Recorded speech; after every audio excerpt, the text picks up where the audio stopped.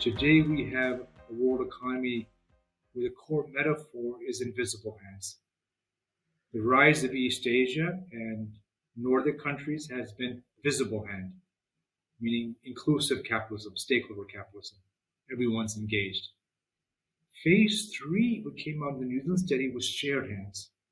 It's really moving to a peer-to-peer economy, going from the old model of someone owns the taxis to Uber becomes more efficient by bringing taxis to citizens. They own the taxis.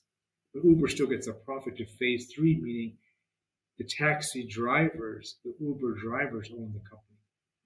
So a fluid peer-to-peer economy where money keeps on moving at lightning speeds, at speeds we can't imagine today, which essentially leads to a situation of incredible abundance because I trust you, you trust me. There's no one holding it. There's no economic constipation, as it were. And then scenario four is really after 2070 is magical hands. And that may be too far for many people, but I remember the philosopher, I did my PhD on him. In the 1950s, he talked about a future where mind enters technology. These are spiritual thinking. So mind is spirit, vibration, manifestation, the deepest part of who we are. He said one day mind enters technology. And when I read his work in the 70s, I go, mind entering technology? What is he talking about?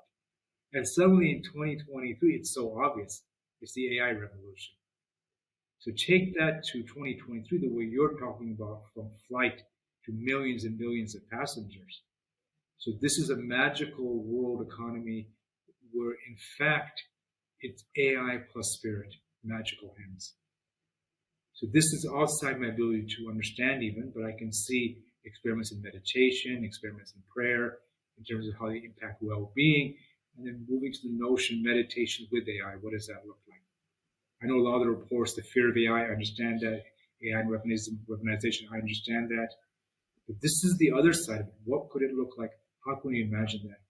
So imagine a world economy by 2070, 2130, shared hands, magical hands.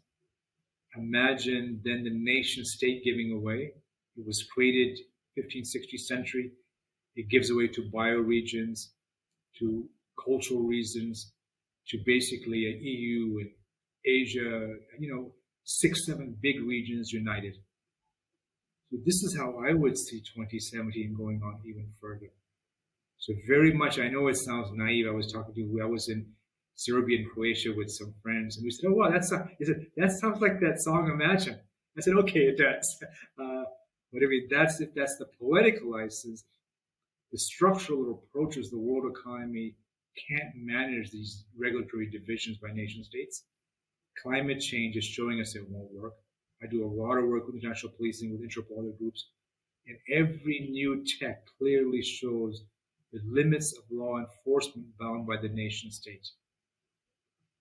And law enforcement, as a former head of Interpol said, Ronald Brown, we're always catching up.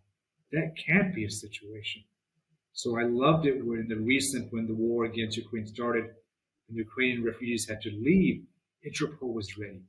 They immediately sent agents all over the borders because they knew, yes, people are leaving, and we know saboteurs, child abductors will be waiting at the borders.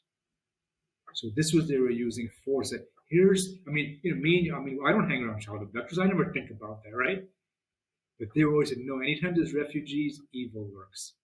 So how do we use predictive modeling, not to monitor surveillance citizens, but to get ready for people, every time there's a tech change disruption, bring out the worst of humanity.